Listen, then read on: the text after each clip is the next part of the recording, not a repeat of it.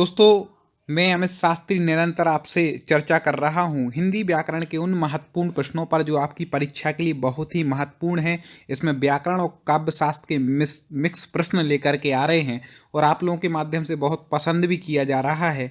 आप हमारे YouTube channel top 50 study इस चैनल को जाकर के सब्सक्राइब कर लें, क्योंकि इसी चैनल के माध्यम से पूरे सिलेबस के अनुसार आपको वीडियो मिल रहे हैं। चलिए आज का वीडियो शुरू करते हैं। दानवीर में कौन सा समास है? अब दानवीर शब्द की यदि हम व्याख्या करें तो अर्थ निकलेगा दान में वीर। अब मैं क्या है? सप्तमी तत्पुरुष। मैं किस में आता है? सप्तमी तत्पुरुष में। या फिर ऐसा कह सकते हैं कि संबंध तत्पुरुष। संबंध होता है ना, संबंध की जगह अपन लगा लें अधिकरण तत्पुरुष। अधिकरण में आता ना मैं पेपर, तो दान में वीर कौन सा समास हो जाएगा? तत्पुरुष समास हो जाएगा। ठीक है, डी उसका उत्तर ठीक है। आगे बढ़ते हैं। निम्न में से कौन सा शब्द शुद्ध है? शुद्ध शब्द पहचानने के लिए आपको उच्चारण शुद्ध आना चाहिए। तो यहाँ पर ये लिखे गए हैं क्या? आयोजित। अब आयोजित सही कहाँ पर लिखा है? यहाँ पर लिखा है। अब उच्चारण करके देख लिया करें तो आपको अंदाजा हो जाएगा। ठीक है, आगे बढ़ते हैं। यदि पिछले वीडियो आपने ना देखे हों तो प्लेलिस्ट में जाकर के देख सकते हैं, या यूट्यूब पर सर्च करें टॉप 50 स्टडी और क्रम से आपको ये वीडियो मिल जाएंगे। कल्पना का विपरीतार्थक शब्द कौन सा है? कल्पना। ठीक है, एक होता है कल्पना और एक होता है यथार्थ या वास्तविक। अब दो तो आपको सही, तो एक वो असली, ये तो होंगे नहीं। अब दो में से कन्फ्यूजन होगी। तो ये यहाँ पर कह रहे हैं कल्पना। कल्पना मतलब एक है कल्पना और एक है यथार्थ। ठीक है, तो यथार्थ ज़्यादा इसके लिए ठीक हो रहा है, तो कल्पना का विपरीतार्थक क्या हो जाएगा? यथार्थ हो जाएगा। अगला है तरी शब्द का पर्यायवाची कौन सा है? कमेंट में आप जरूर उत्तर लिखते जाएं हमारे बताने से पहले, और वीडियो को लाइक कर दें। तो तरी शब्द का पर्यायवाची आपको बता देंगी। तरी शब्द का पर्यायवाची हो जाएगा नौका, नाव। ठीक है, तरी कैसे याद रखेंगे? तरी क्यों है? क्योंकि नाव हमें क्या करती? तारती है, इस पार से उस पार ले जाती है। आगे देखते हैं। आंख शब्द का पर्यायवाची कौन सा नहीं है? याद रखिएगा, यहाँ क्या पूछ रहे? नहीं है। नहीं तो क्या आंख शब्द का पर्यायवाची? लोग कहते हैं अरे आंख का पर्यायवाची पहले ही दिया है, बिल्कुल चकचू लगा कर के आगे बढ़ जाते। गलती मत करना पेपर में। यहाँ पूछ रहे नहीं है, तो आंख का चक्षु तो है, लोचन भी है, अक्षी भी है। तो इसका उत्तर हो जाएगा धात्री। धात्री नहीं है। बाकी अक्षी मतलब भी आंख, लोचन मतलब भी और चक्षु मतलब भी क्या है? आंख है। पर्यायवाची याद करने की ट्रिक हम पहले आपको पढ़ा चुके हैं, चैनल पे देख लें। सांप का पर्यायवाची शब्द कौन सा नहीं है? सांप का तो आपको बता दें कि यहाँ पे 4 ऑप्शन दिए हैं। ठीक है, सांप के यदि आपने पर्यायवाची पढ़े होंगे तो हरी, हरी भी कहते हैं सांप को, सारंग भी कहते हैं, खग नहीं कहते। खग तो पक्षी को कहते हैं। खग किसको कहते हैं? पक्षी को, याद रखिएगा। तो सांप शब्द का पर्यायवाची क्या नहीं है? खग नहीं है। खा मतलब होता है आकाश और गा मतलब होता है गमन करने वाला। तो आकाश में गमन करने वाला अर्थात पक्षी होता है, याद रखिएगा। हरी भी है सांप का पर्यायवाची, सारंग भी और भोगी भी है। ये सब सांप के पर्यायवाची हैं। एक प्रश्न में कई प्रश्न कवर करने हैं। रिक्शा किस भाषा का शब्द है? कई बार पूछा गया, मैंने देखा परीक्षाओं में, कि रिक्शा कौन सी भाषा का शब्द है। तो आपको बतला दें कि रिक्शा जो है वह जापानी भाषा का शब्द है। बहुत अच्छे अच्छे प्रश्न आगे भी आप तक लेकर के आने हैं। टोटल हमारा लक्ष्य है कि 1000 प्रश्न आपको ऐसे हिंदी व्याकरण के ले आएँ और काव्य शास्त्र की आप इनको पढ़ लें, फिर आपको ज़्यादा कुछ पढ़ने की ज़रूरत ना पड़े। आस्तिक संक्षिप्तीकरण है। आस्तिक संक्षिप्तीकरण है किसका है? तो ईश्वर के प्रति आस्थावान, वह कौन कहलाता है? आस्तिक कहलाता है। ठीक है, निम्नलिखित में से स्पर्श व्यंजन कौन सा है?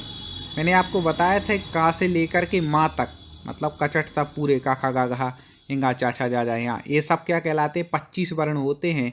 ये क्या कहलाते हैं? स्पर्शी व्यंजन कहलाते हैं। अब आप इसमें से देख सकते हैं कि कौन सा वो वर्ण है जो आता है। तो आपको पता है चा वर्ग में आता है छा, चा छा। तो छा क्या हो जाएगा? स्पर्शी व्यंजन हो जाए। क्यों कहते हैं? क्योंकि जब इसका उच्चारण करते हैं तो आपने देखना कि जैसे छा, तो जीभ जो है वह ऊपर तालू से टकरा रही है, स्पर्श कर रही है, इसलिए वह क्या है? स्पर्शी व्यंजन है। याद रखिएगा। 35वां देखें। निम्नलिखित में से कौन सा तत्सम शब्द है?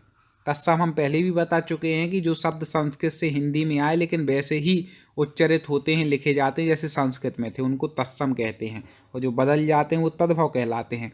तो तत्सम आम्र, ठीक है, आम्र क्या है यहाँ पर? तत्सम है। आम के लिए क्या कहते हैं? आम्र, ठीक है। आँख, तो आँख का तत्सम हो जाएगा अक्षी, ठीक है, जो अभी आया था। आंसू का होता है अश्रु, ऐसे होते हैं अलग अलग, लेकिन अपन को यहाँ पर बतलाना है कि तत्सम आम्र है, ठीक है। निम्नलिखित में से कौन सा तद्भव शब्द है? यदि प्रश्न पसंद आ रहे हो तो वीडियो को लाइक और शेयर जरूर करना दोस्तों, अन्य लोगों तक पहुँचे। तो अब तद्भव बतलाना है।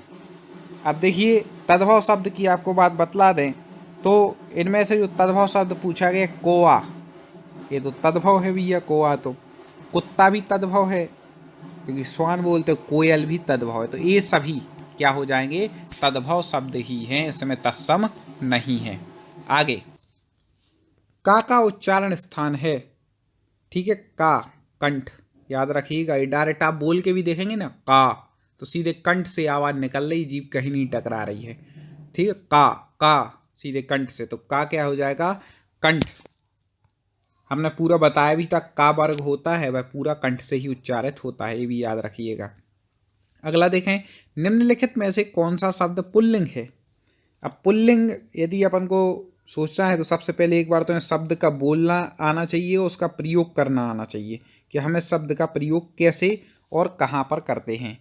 पहला दिया है आय, अपन क्या कहते हैं भैया? आपकी आय अच्छी है। अब अच्छी जब कह दिया तो पुल्लिंग, तो फिर आपको समझ में आ जाएगी कि इसमें तो हो नहीं सकता, ठीक है। आँख, तुम्हारी आँखें अच्छी हैं, अच्छी भी स्त्रीलिंग में आ गया। आदत, आपकी आदत अच्छी है, या आपकी आदत अच्छा है तो बोलते नहीं, अच्छी बोलते, हाँ। आलस्य नहीं करना चाहिए, तो यहाँ पर क्या हो जाएगा? आलस्य यहाँ पर पुल्लिंग हो जाएगा, बाकी तो अपन को स्त्रीलिंग दिखाई ही दे रहा है अलग से। आगे बढ़ते हैं, निम्नलिखित में से कौन सा शब्द स्त्रीलिंग है? ऐसे ही आप क्या वाक्य बना लिया करें तो आपको क्लियर हो जाएगा। अब कौन सा शब्द स्त्रीलिंग है? पक्षी, पक्षी उड़ता है, ठीक है, उड़ता है जब, तो भाई ये तो फिर स्त्रीलिंग हो ही नहीं सकता, उड़ती होना चाहिए। केकड़ा भागता है, चकोर खाता है, नहीं हुआ। गिलहरी, हाँ, गिलहरी खाती है, ऐसा बना सकते हैं, तो खाती आ गया, स्त्रीलिंग आ गया, तो क्या हो जाएगा? गिलहरी कैसा है? स्त्रीलिंग। ऐसी कई ट्रिकें हम आपको पढ़ाने के समय बताते हैं। आप तो चैनल से जुड़े रहें, सब्सक्राइब कर लें, वीडियो को लाइक कर लें, यूट्यूब पर सर्च करें टॉप 50 स्टडी और जा करके सब्सक्राइब करके जुड़ जाएं। निरंतर आपको वीडियो मिलते रहेंगे, पहले वाले वीडियो देख सकते हैं। क्षत्रिय शब्द में प्रत्यय है, ठीक है। क्षत्रिय शब्द में प्रत्यय क्या है? शब्दों के बाद जुड़ते हैं प्रत्यय, ये तो आपको पता है। तो आपको बता दें, छत्र में ईय प्रत्यय लगने से क्या बनता है? क्षत्रिय शब्द बनता है। तो यहाँ पर कौन सा प्रत्यय हो जाएगा? ईय प्रत्यय हो जाएगा। कमेंट में आप भी उत्तर बताते जाएं। है लखनऊ में, जल्दी से बताइए साहब, क्या है? लखनऊ शब्द में प्रत्यय। तो आपको बता दें कि लखनऊ शब्द में, लख शब्द में नऊ जोड़ने पर क्या बन जाएगा? लखनऊ। इस प्रकार से उसको बना सकते हैं। और यदि लखनवी हो जाता है यहाँ पर, तो फिर ई प्रत्यय वहाँ पर कर देते, ठीक है, ये भी याद रखिएगा। कनक का कौन सा अर्थ नहीं है? कनक कनक ते सौगुनी वाला तो आपने श्लोक सुना ही होगा। तो यहाँ पे पूछ रहे कनक का अर्थ क्या नहीं है? तो कनक का अर्थ सोना है, धतूरा है, दो तो अपन कनक कनक वाले उससे समझ में आ जाता। अब आपको चुनना है चंद्रमा और नाग केसर।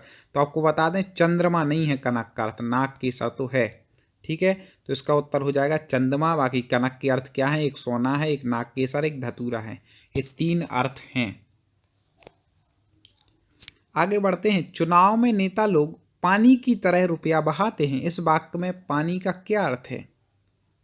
चुनाव में नेता लोग कैसा बहा देते हैं कि नहीं रिश्वत देने में? तो पानी का अर्थ क्या है? तो पानी मतलब व्यर्थ, जैसे पानी लोग व्यर्थ बहाते हैं ना, उसके महत्व को नहीं समझते, ऐसे ही रुपया बहाते हैं वो लोग, तो व्यर्थ हो जाएगा वहाँ पर। आप भले आए, इस वाक्य में भले क्या है? ठीक है, संज्ञा विशेषण, सर्वनाम या क्रिया विशेषण। ये जितनी भी चीज़ें हैं इनकी हम अलग अलग वीडियो आपको सिलेबस के अनुसार कुछ आ गए हैं, कुछ लेकर के आएंगे। ठीक है, तो निरंतर आपको हमारे चैनल पर वीडियो मिलते रहेंगे। अब आप भले आए, इसमें भले क्या शब्द है, भले बतलाना है तो आपको बता दें कि भले आए, आए मतलब क्रिया के पहले लगा है, इसलिए क्या हो जाएगा, क्रिया विशेषण। एक क्रिया की विशेषता बतला रही, कैसे आए, आना क्या है क्रिया, लेकिन कैसे आए, भले आए, भले मतलब अच्छे आए, तो क्रिया विशेषण हो जाएगा ये भले। ठीक है, आगे निम्नलिखित में से किस शब्द में आयन प्रत्यय प्रयुक्त हुआ है, आयन। ठीक है, एक नारायण शब्द दिया है यहाँ पर, ऋतुयन दिया है, पंडितायन दिया है और धनायन। तो आपको सही उत्तर बतलाना, तो आपको बता दें नारायण। ठीक है, या पहले है, इसी ना का क्या हो जाएगा, ना। याद रखिएगा, रामायण भी एक शब्द है जिसमें ना का ला हुआ है। मूल तो रामायण है, मूल क्या है, रामायण, लेकिन ना को ला हो गया या पहले आने से। तो ऐसे ही यहाँ पर नारायण, ये क्या है, आयन प्रत्यय। नहीं तो आप बोले यहाँ तो ना है और यहाँ ना है, तो कैसे, तो ये व्यंजन संधि के जब आप पढ़ेंगे तो उदाहरण से आप समझ में आ जाएगा आपको। आगे देखें, किस लोकोक्ति का अर्थ वैभव क्षणिक होता है, होगा। वैभव जो है वह क्षणिक होता है, स्थिर नहीं होता।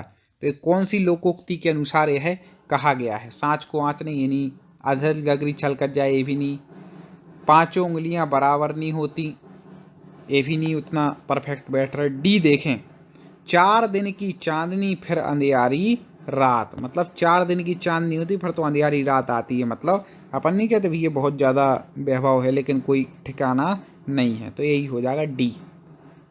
आगे,